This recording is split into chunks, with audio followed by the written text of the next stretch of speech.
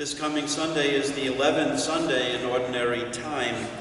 In these gospel passages, we are hearing episodes of Jesus' life, and we are hearing about his teachings. He uses a couple of agricultural images in the gospel for today, which would have been very familiar to the people of his time. Our gospel comes from Mark's account, chapter 4, verses 26 to 34. Let's take a listen.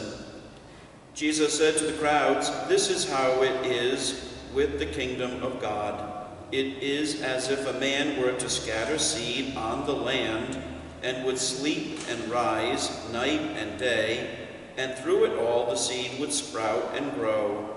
He knows not how. Of its own accord the land yields fruit, first the blade, then the ear, then the full grain in the ear. And when the grain is ripe, he wields the sickle at once, for the harvest has come." He said, "To what shall we compare the kingdom of God?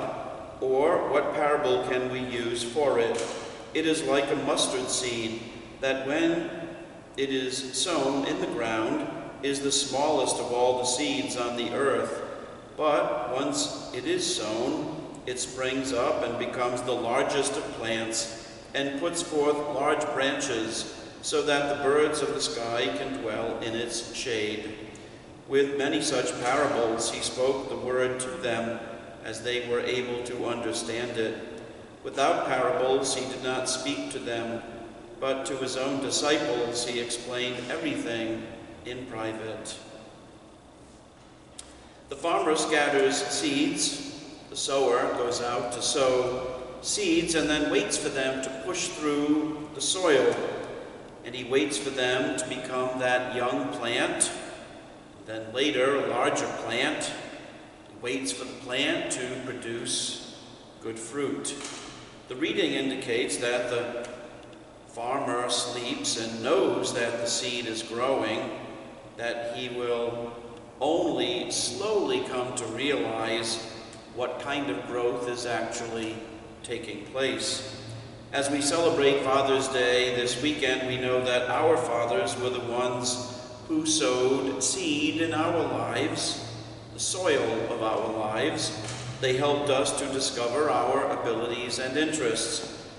How about piano lessons? How about basketball camp?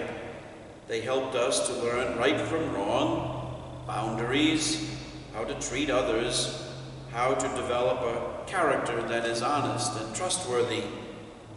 On this Father's Day, we do recognize both fathers living and deceased, and we know that none of them were perfect. None of us are. Some families had a father who was absent or available for only some part of a person's growing years. In some cases, there was just a mom. Like the farmer, the father plants the seed, does what he can to water and fertilize it, and tend it as best as he can. But there is no guarantee of the results of what kind of fruit, if any, will be produced. There is no guaranteed method of farming or of fathering. Yes, there is evidence that there are best practices, but the variables are many and have only increased. In a previous era, a family mostly knew who the influencers were in their son or daughter's lives.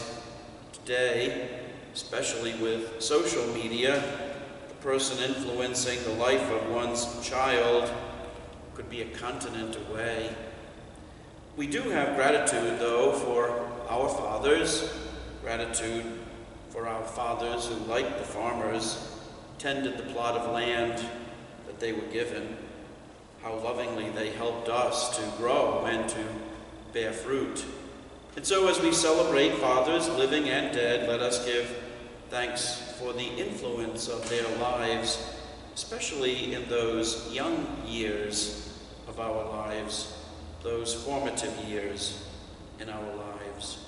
As we reflect on the sower, the farmer going out to sow seed, as we reflect on our fathers, well, let the gospel fill your week. Let the gospel become rooted in your life that it might produce great fruit. See you in church. For now, God bless and happy Father's Day.